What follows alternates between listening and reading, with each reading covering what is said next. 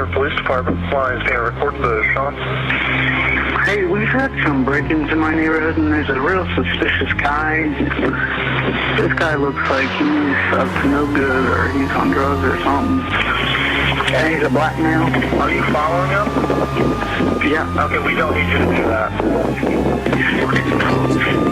We not a bunch of niggas tripping, we a bunch of people fed up of making soul food out the scraps that you fed us. How humble can a people be? You choose me as an enemy for complexion that was given me, so now we beat. Cause my parents overcame, took me out the very ghetto that these rappers entertain. Turn $1 to a dream, bringing meaning to the name that my father's father gave him as a slave. What's a dream deferred? Dr. King turning in his grave, watching things occur. Basically, for the love I hate, got a nigga stressed, bugging out, starting from the bottom. And you disregard the detriment like sorry, not my problem. Now that's inhumane. You expect me not to be the same. I ain't make the rules, but I play the game. Death remains, tell the people just to listen. Only time a riot happen when crying get no attention. Because I'm cruising through the neighborhood, posting on the block while you stop me everywhere that I go, asking if I'm staying anywhere around here, fitting the description of a criminal in similar clothes. A conversation like hands up, don't shoot, please. Hands up, don't shoot, please. Hands up, don't shoot, please.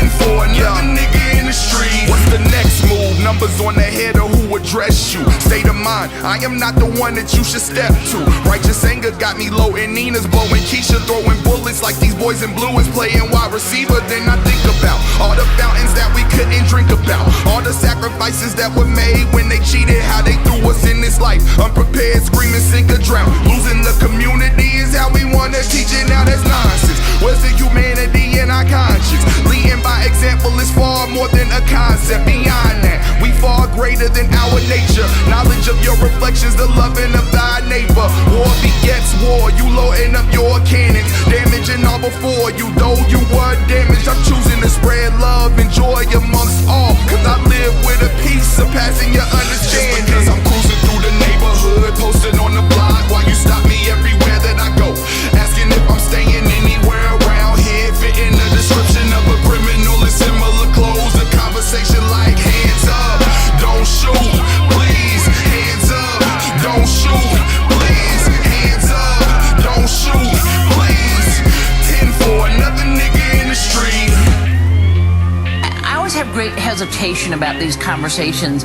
I feel like we have them all the time, and they become placebo conversations. They do nothing, they move nothing, and then the next incident comes up, and we do it all again.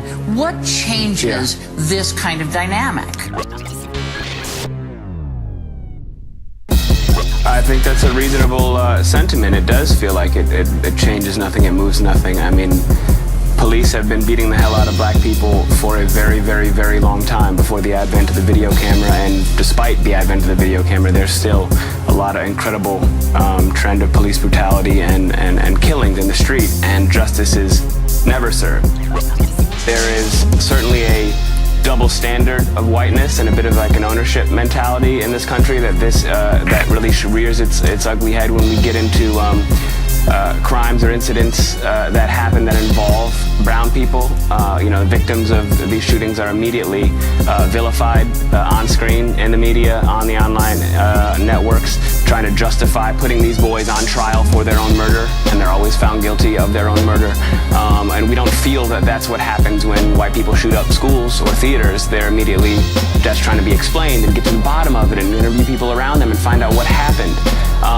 And it feels imbalanced because it is imbalanced. And there is also, you know, there's a disproportionate representation of low-income black folks in media, and we don't have 300 channels that represent all the people that all of your panelists and I know and love represented on screen, and that all these things create an imbalance that is going to absolutely show itself.